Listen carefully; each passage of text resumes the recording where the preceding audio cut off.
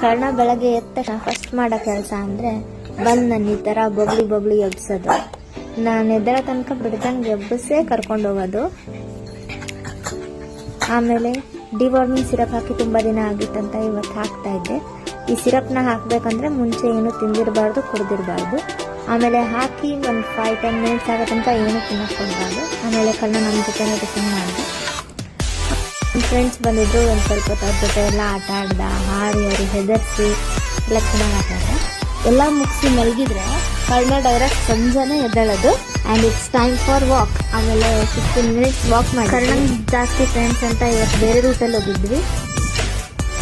Walk ಆದಮೇಲೆ ಕರ್ಣ ಇಲ್ಲೇ gate ಒಳಗಡೆನೆ ಆಟ ಆಡ್ಕೊಂಡು ಆ ಕಡೆ ಈ ಕಡೆ ಓಡಾಡ್ಕೊಂಡಿರ್ತಾನೆ.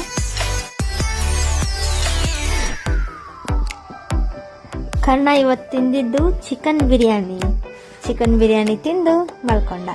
Bye guys.